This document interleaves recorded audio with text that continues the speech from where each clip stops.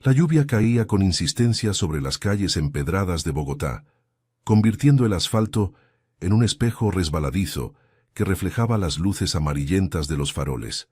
Era una tarde de octubre, de esas que empapan el alma antes que la ropa, y yo, Ana María, caminaba apresurada bajo un paraguas prestado que apenas me cubría. Tenía 28 años, un trabajo estable como contadora en una firma pequeña del centro y un sueño que se desmoronaba como el café tibio en mi taza matutina: encontrar a alguien que me viera de verdad, no como un trofeo o un arreglo conveniente. Lo conocí en una de esas fiestas familiares que mi madre organizaba en la casa de los abuelos, en el barrio de La Candelaria. Se llamaba Carlos, un abogado de 32 años, con esa sonrisa confiada que iluminaba las habitaciones y un traje impecable que gritaba éxito.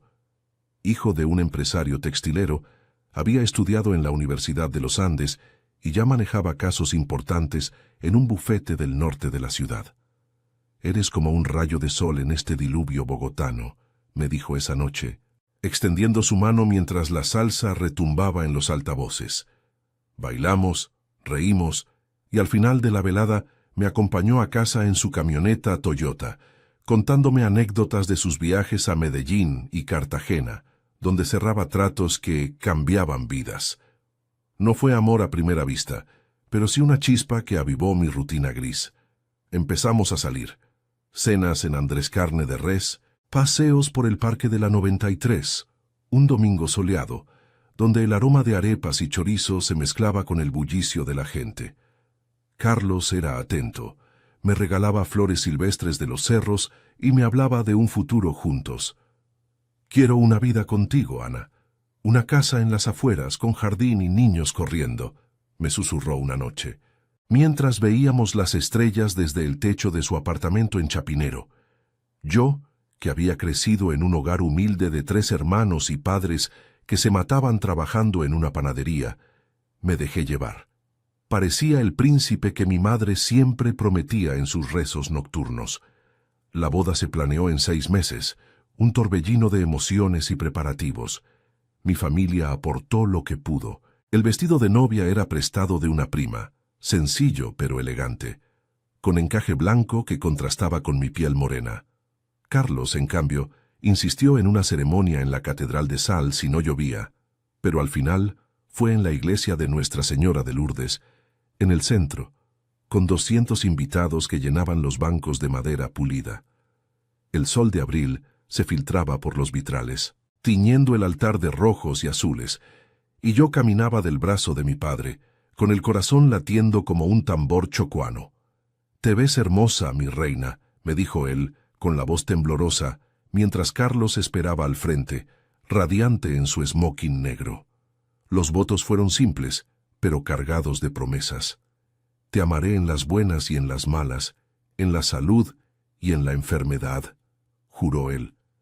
Y yo repetí lo mismo, sintiendo un nudo en la garganta. El beso selló todo. Labios cálidos, aplausos estruendosos, y luego la recepción en un salón del Hotel Tequendama, con banda en vivo tocando vallenatos y cumbias que hicieron bailar a tíos y primos hasta la madrugada. Brindamos con champán importado, y Carlos me levantó en brazos para el primer baile, susurrándome al oído: «Ahora eres mía, para siempre».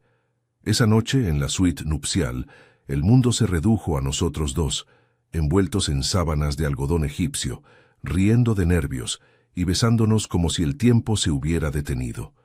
Los primeros meses de matrimonio fueron un idilio. Nos mudamos a un apartamento moderno en Usaquén, con vistas a los cerros orientales que se teñían de verde al amanecer. Carlos trabajaba largas horas, pero llegaba con cenas preparadas o entradas para el teatro.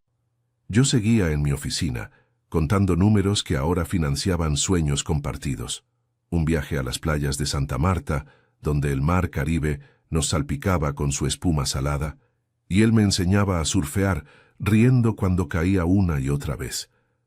«Eres mi ancla, Ana», me decía, y yo creía cada palabra, ignorando las pequeñas grietas que empezaban a aparecer. Pero el cambio fue sutil, como la niebla que baja de los Andes en las mañanas frías. Carlos empezó a llegar más tarde, con excusas de reuniones eternas en el bufete. Es por nosotros, amor. Este caso grande nos dará estabilidad, explicaba, mientras se servía un whisky en el bar del salón. Yo asentía, preparando arepas para la cena, pero el silencio entre nosotros crecía como una sombra. Una noche encontré un mensaje en su teléfono. No le digas nada, nos vemos mañana. Era de una colega, o eso dijo él cuando lo confronté. Estás paranoica, Ana. Confía en mí. Lágrimas rodaron por mis mejillas, pero lo perdoné, porque el amor es ciego, y yo aún veía en él al hombre del baile en la Candelaria. La rutina se volvió pesada. Discutíamos por tonterías, el dinero que él gastaba en golf con amigos ejecutivos, mientras yo ahorraba para un fondo familiar. Tú no entiendes el mundo de los negocios, me espetaba, elevando la voz en la cocina iluminada por una bombilla tenue. Yo, con el delantal manchado de salsa, respondía, solo quiero que estemos juntos, Carlos, como antes. Pero el antes se desvanecía, y en su lugar surgía un hombre distante, obsesionado con ascender en su firma, contratos que lo absorbían por completo. Una tarde de julio, bajo un sol abrasador que hacía hervir el pavimento, regresé temprano del trabajo. El apartamento estaba en silencio, pero oí voces en el estudio. Empujé la puerta y allí estaba Carlos, inclinado sobre su escritorio, hablando por teléfono con tono bajo y urgente. Sí, el divorcio será limpio. Ella no tiene nada a su nombre, todo está en mi patrimonio previo, la casa, las cuentas. Se queda conmigo. Colgó al verme, pálido como un fantasma. Ana, no es lo que piensas. El mundo se derrumbó en ese instante. Lágrimas calientes surcaron mi rostro mientras él balbuceaba excusas. Me presionan en el trabajo. Necesito libertad para enfocarme. Pero yo ya no escuchaba. El hombre que prometió un futuro eterno ahora planeaba mi ruina. Salí corriendo a la calle, la lluvia de nuevo cayendo como un veredicto divino, empapándome hasta los huesos. ¿Cómo había llegado a esto? No tenía idea de que esta traición era solo el comienzo de algo mucho peor para él. La lluvia no cesaba, como si el cielo bogotano estuviera llorando por mí, mientras corría por las calles de Usaquén, el paraguas olvidado en el apartamento. Mis zapatos se hundían en los charcos, salpicando el dobladillo de mi falda, pero el frío en el pecho era peor que cualquier tormenta. ¿Cómo podía ser? Carlos, el hombre que me había jurado amor eterno en esa iglesia llena de vitrales, ahora tramaba mi destrucción como si yo fuera un estorbo en su escalera al éxito. Me detuve bajo el toldo de una panadería en la carrera 7, jadeando, y saqué el teléfono con manos temblorosas. Marqué el número de mi hermana mayor, Laura, la única que siempre había visto las grietas en mi cuento de hadas. «Ana, ¿dónde estás? Suenas como si hubieras visto un fantasma», respondió ella al segundo tono, su voz cálida contrastando con el bullicio de fondo. El sonido de ollas en su cocina en el sur de la ciudad, donde regentaba una tiendita de abarrotes con mi cuñado. Le conté todo, entre sollozos ahogados, las palabras saliendo atropelladas como el tráfico en la séptima. Viene por todo, Laura. La casa, el dinero. Dice que es por su patrimonio previo. ¿Qué voy a hacer? No firmé nada, no tengo nada a mi nombre. Hubo un silencio, roto solo por su suspiro profundo, de esos que mi madre soltaba cuando el negocio familiar flaqueaba. Ven a casa ahora mismo, mija. No te quedes ahí sola. Mañana hablamos con el abogado de la familia, el doctor Ramírez. Él nos sacó del apuro cuando papá enfermó. Llegué a su casa en Teusaquillo pasada las 9, empapada y con el maquillaje corrido como un río de tinta. Laura me envolvió en una manta tejida a mano, de las que vendía en su tienda, y me sirvió un chocolate caliente con queso, ese remedio casero que siempre calmaba mis tormentas internas. Mi cuñado, Pedro, un mecánico de buses Transmilenio, me dio una palmada en la espalda. Ese tipo es un desgraciado, Ana. Pero tú eres fuerte, como tu mamá. No le vas a dejar que te pisotee. Pasamos la noche hablando en la sala, con el olor a guiso de arroz con pollo flotando desde la cocina. Laura me contó historias de su propio matrimonio, de cómo habían superado deudas y discusiones con diálogo y fe en la Virgen de Chiquinquirá. El amor verdadero no te deja en la calle, hermana. Ese Carlos nunca fue para ti. Al día siguiente, el sol de Bogotá luchaba por asomarse entre nubes grises, tiñendo los cerros de un verde húmedo que parecía burlarse de mi dolor. Fuimos al bufete del doctor Ramírez en el centro, un edificio viejo en la calle 19 con paredes agrietadas por el tiempo y el sismo de los 90. El abogado, un hombre de 60 años con bigote canoso y ojos cansados detrás de gafas gruesas, nos recibió en su oficina atestada de expedientes y una bandera colombiana descolorida en la esquina. Escuchó mi relato con atención, garabateando notas en un cuaderno rayado. Señora Ana, en Colombia el régimen de separación de bienes es común si se pactó antes del matrimonio. Si él lo tiene todo a su nombre, el divorcio podría ser exprés, pero hay opciones. Podemos alegar incumplimiento de deberes conyugales o buscar una pensión compensatoria por los años compartidos. ¿Hay infidelidad? ¿Bienes adquiridos durante el matrimonio? Negué con la cabeza, sintiendo un nudo en la garganta. No tengo pruebas, doctor, solo ese mensaje y las ausencias. Él asintió pensativo. Necesitamos investigar. Yo me encargo de pedir los papeles del registro civil y de su bufete, mientras no firme nada. Quédese con su hermana y evite confrontaciones. Salimos de allí con una carpeta bajo el brazo y un plan tentativo. Demandar una separación de bienes que incluyera al menos la mitad de las inversiones que habíamos hecho juntos, como el fondo para el viaje a San Andrés, que nunca se concretó. En el bus de regreso, Laura me apretó la mano. Vas a salir adelante, Ana. Recuerda cuando perdimos la panadería por el incendio. Mamá nos levantó a todos. Tú también puedes. Pero el coraje bullía en mí como el agua hirviendo para un tinto. Esa tarde, regresé al apartamento en Usaquén, decidida a enfrentar a Carlos.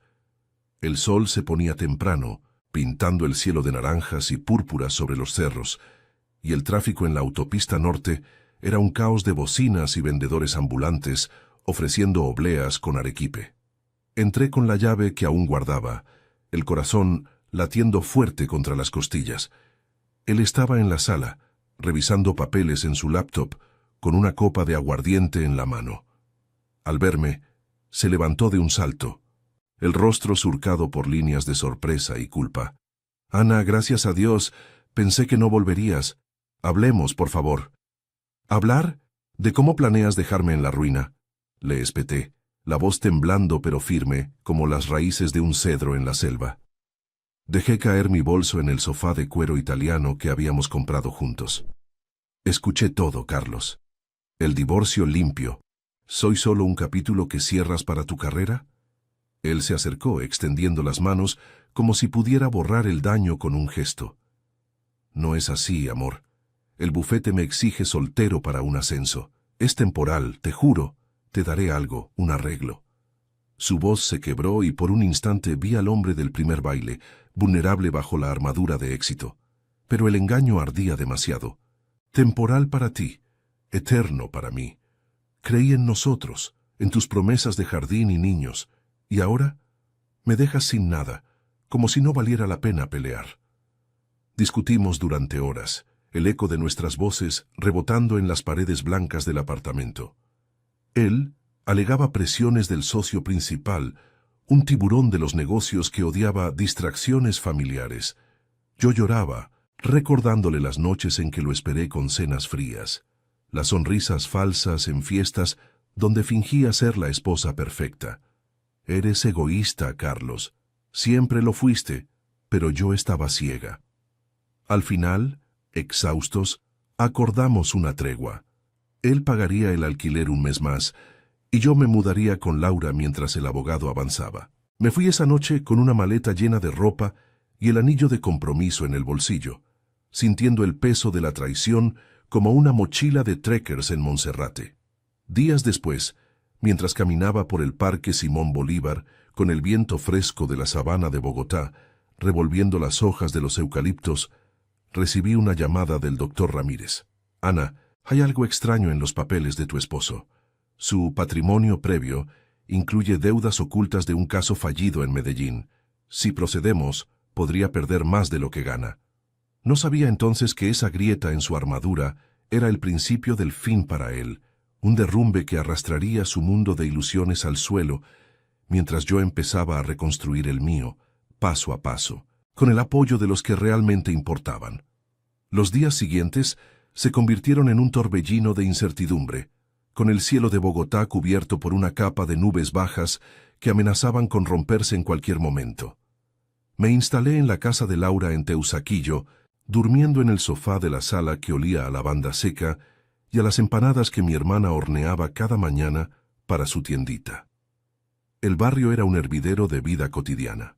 Vecinos charlando en las aceras empedradas, el rugido de los buses azules del Transmilenio pasando por la calle 26 y el aroma de tamales humeantes que se colaba desde las fondas cercanas. Pero yo me sentía como una extraña en mi propia piel, revisando mi teléfono cada hora, esperando una llamada de Carlos que no llegaba, o peor, una notificación del divorcio que me dejaría en la nada. Laura era mi ancla en esa marea. Cada atardecer, después de cerrar la tienda, se sentaba conmigo en el balcón diminuto, con vistas a los techos rojos y las antenas que pinchaban el horizonte. «Mira, Ana, la vida no es un culebrón de caracol, es como este barrio, lleno de baches, pero siempre hay un vecino que te echa una mano», me decía, mientras pelaba una yuca para la cena, sus manos callosas contando historias de supervivencia.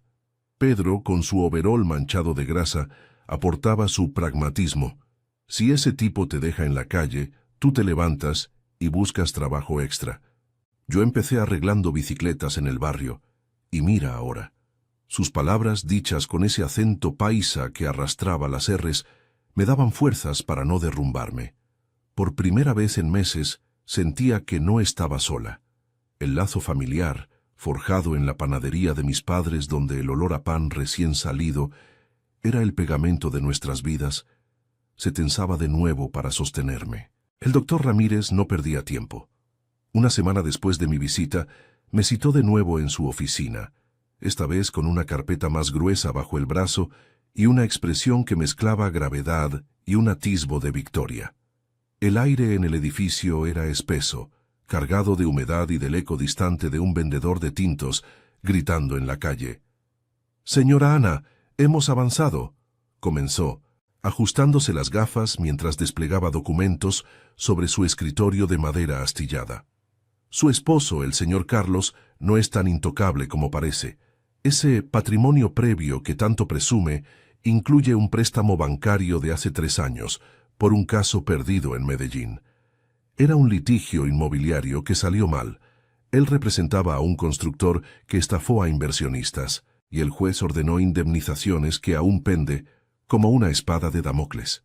Si el divorcio se complica, el banco podría embargar sus bienes para cobrar». Mis ojos se abrieron como platos, el pulso acelerándose en las sienes.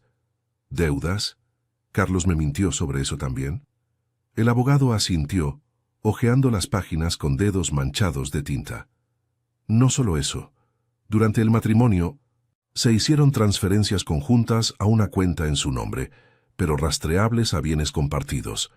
El apartamento en Usaquén, por ejemplo, se pagó en parte con tu sueldo de contadora. Podemos argumentar sociedad conyugal y reclamar la mitad, más una compensación por el tiempo invertido en su carrera. Pero hay más, rumores en su bufete sobre una auditoría interna. Si su ascenso depende de esa imagen impecable, un divorcio escandaloso lo hundiría».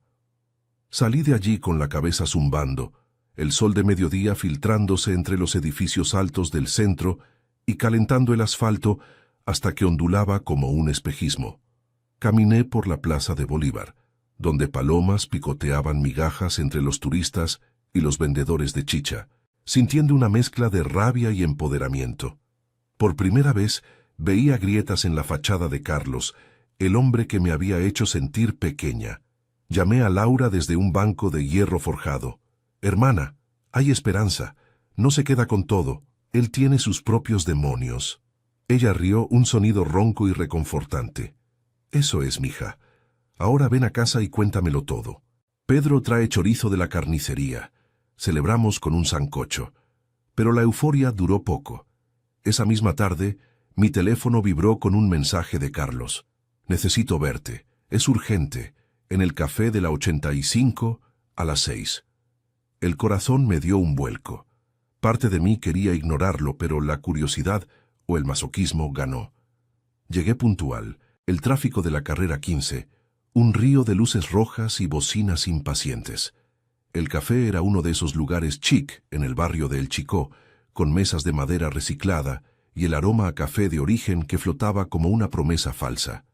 Carlos ya estaba allí, ojeroso, con la corbata aflojada y una taza intacta frente a él.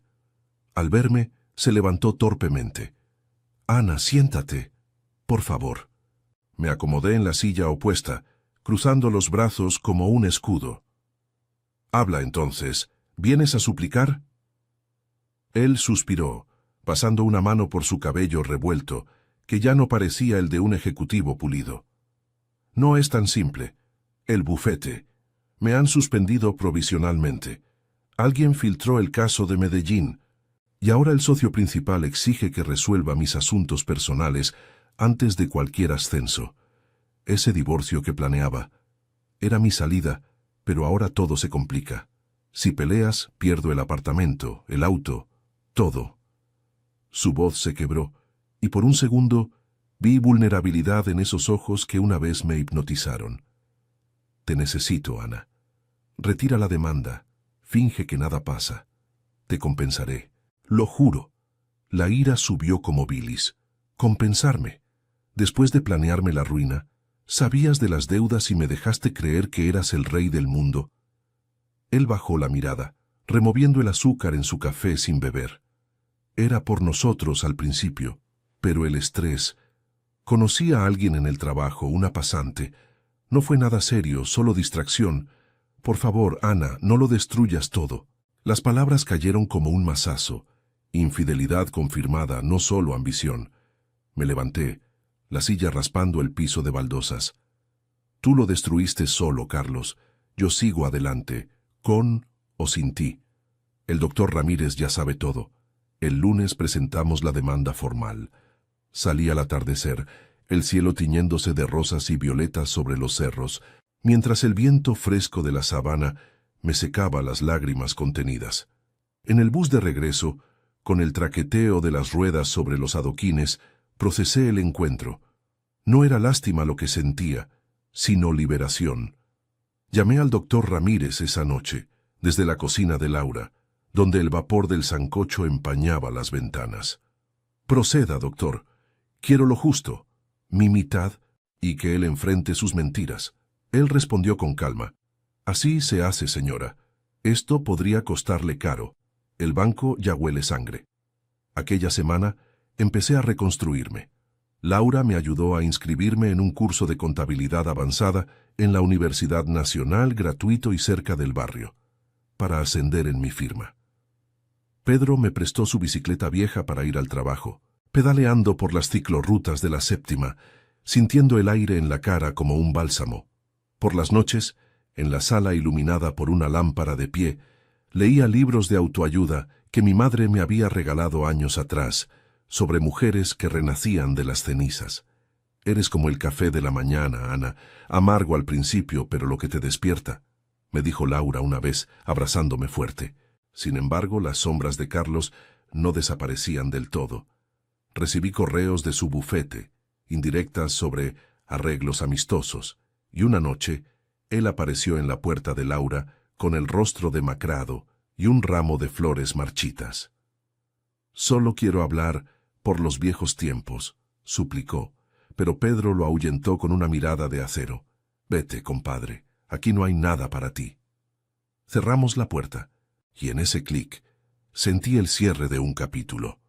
No sabía aún que las deudas de Carlos lo arrastrarían a un abismo mayor, con demandas cruzadas y un escándalo que salpicaría los periódicos de la ciudad, pero en ese momento yo solo veía mi camino adelante, pavimentado por el apoyo inquebrantable de mi familia y mi propia resiliencia.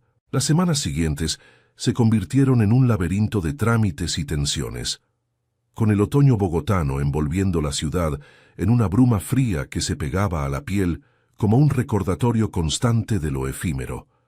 El sol rara vez asomaba. Y las mañanas empezaban con un cielo plomizo que hacía que los cerros orientales parecieran guardianes silenciosos de mis secretos. Me despertaba en el sofá de Laura, con el aroma a café negro filtrándose desde la cocina y el sonido de Pedro ajustando su overol antes de salir al taller. «Otro día, Ana. Tú puedes con esto», me decía él cada amanecer, dándome un beso en la frente como si fuera su propia hija.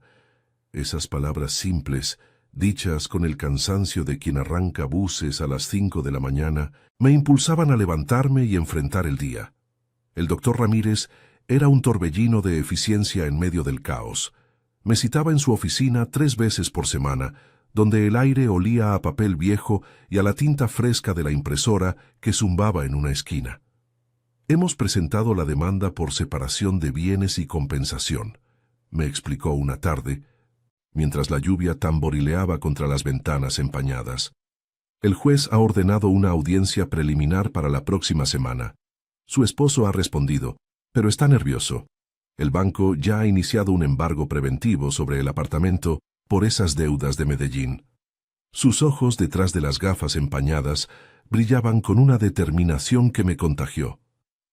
«Prepárese para testificar, señora Ana. Cuente su verdad. Los aportes al hogar, las promesas rotas, eso inclinará la balanza». La audiencia se celebró en el Palacio de Justicia, un edificio imponente en el centro de Bogotá, con columnas de concreto que se elevaban como pilares de justicia impersonal. Llegué temprano, con el corazón latiendo al ritmo del tráfico en la carrera 7, donde vendedores de tintos chapoteaban en los charcos con sus termos humeantes. Laura me acompañó, apretándome la mano en el pasillo atestado de abogados y secretarias con carpetas bajo el brazo. «Respira, mija. Eres más fuerte que cualquier juez», susurró ella, su perfume a jabón de coco calmando mis nervios. Carlos estaba allí, al otro lado de la sala, con un traje arrugado que lo hacía ver menor de lo que era, flanqueado por su propio abogado, un joven nervioso que no dejaba de consultar su teléfono. El juez, una mujer de unos 50 años, con el cabello recogido en un moño severo y una toga negra que rozaba el estrado, nos miró con ojos impasibles. «Señora Ana María, proceda», dijo con voz firme, mientras el ventilador del techo giraba perezosamente, removiendo el aire cargado de humedad. Me levanté, las piernas temblando bajo la falda gris que Laura había planchado esa mañana, y relaté todo. El matrimonio, las ilusiones compartidas, las ausencias crecientes, el descubrimiento de sus planes. Él prometió un futuro, pero me dejó sin nada, ocultando deudas que ahora amenazan con arrastrarlo. Concluí, con la voz quebrada pero clara, sintiendo las miradas de la sala como pesos invisibles. Carlos, pálido en su asiento, evitó mis ojos, sus manos entrelazadas en un nudo de frustración. Su abogado contraatacó, alegando separación de bienes pactada implícitamente y diferencias irreconciliables. Pero el juez frunció el ceño al revisar los documentos. «Señor Carlos, estas transferencias durante el matrimonio sugieren sociedad conyugal, y este embargo del banco complica su posición». La sesión terminó con una orden provisional. El apartamento se congelaba hasta el veredicto final, y Carlos debía pagar una pensión temporal de 10 millones de pesos mensuales. Salí de allí con el sol filtrándose entre las nubes, tiñendo la plaza de un dorado fugaz, y Laura me abrazó fuerte. «Lo lograste, hermana. Ese es el primer golpe». Pero Carlos no se rindió tan fácil. Esa noche, mientras cenábamos sancocho en la casa, el caldo espeso con yuca y mazorca que Pedro preparaba con maestría, mi teléfono sonó. Era él, con voz ronca y suplicante. «Ana, por Dios, te ven al apartamento. Todo se está derrumbando. Perdí el caso en el bufete. Me despidieron por el escándalo. El socio principal dice que soy un riesgo». Dudé, el cucharón suspendido sobre el plato humeante, pero el coraje, o la necesidad de cierre, me impulsó. «Está bien, pero solo para hablar», respondí, ignorando la mirada preocupada de Laura. El apartamento en Usaquén estaba en penumbras cuando llegué, las luces de la ciudad parpadeando a través de las ventanas, como estrellas caídas. Carlos abrió la puerta en bata, con barba de varios días y ojos inyectados en sangre. El salón desordenado con papeles y botellas vacías. «Siéntate, por favor», murmuró, señalando el sofá donde una vez soñamos con niños. Me quedé de pie, cruzada de brazos. «Habla entonces. ¿Qué quieres ahora?» Él se derrumbó en una silla, la cabeza entre las manos. «Todo lo perdí por ambición. La pasante. Fue un error, pero el estrés me consumió. Ahora el banco embarga el auto y hay demandas de los inversionistas de Medellín. Si no resuelvo el divorcio a tu favor, me quedo en la calle. Te ruego, Ana. Firma un acuerdo rápido. Te doy la mitad del fondo que queda». Sus palabras, antes miel, ahora eran veneno diluido. Recordé las noches sola, las cenas frías, la traición que me había hecho cuestionar mi valor. «No, Carlos. Tú planeaste esto. Ahora enfréntalo. Yo reconstruyo mi vida con mi familia sin tus mentiras». Lágrimas rodaron por su rostro, pero no cedí.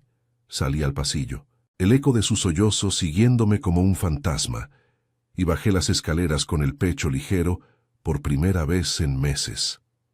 Afuera, la niebla bajaba de los cerros, envolviéndome en un abrazo frío pero liberador. El veredicto final llegó 2 meses después, en una mañana de noviembre donde el viento de la sabana barría las hojas secas por las calles de Teusaquillo. El juez falló a mi favor. La mitad del apartamento, una compensación de 20 millones por los años invertidos y la pensión hasta que estabilizara mi carrera. Carlos, arruinado, vendió lo que pudo para pagar deudas y los periódicos locales murmuraron sobre el abogado caído en una nota breve de la sección judicial. Él se mudó a un apartamento modesto en el sur, trabajando como consultor freelance, su sueño de ascenso hecho añicos. Yo, en cambio, florecí. Terminé el curso en la Universidad Nacional con honores y mi firma me ascendió a gerente junior con un sueldo que me permitió alquilar un pequeño apartamento en Chapinero, cerca del bullicio que tanto amaba. Laura y Pedro vinieron a la mudanza cargando cajas con empanadas y risas y mi madre, desde la panadería reconstruida, me envió un rosario bendecido. «Para que nunca olvides de dónde vienes, mi reina». Caminaba ahora por el parque de la 93 con la cabeza alta, el sol calentando mi piel morena, y en las noches, desde mi balcón, veía las luces de Bogotá como promesas renovadas. El divorcio no fue el fin, sino el puente a una versión de mí más fuerte, tejida con el apoyo inquebrantable de los míos. Carlos pagó caro su egoísmo, pero yo gané libertad, y en cada paso sentía que el destino bogotano, con sus lluvias y soles impredecibles, me guiaba hacia un mañana propio.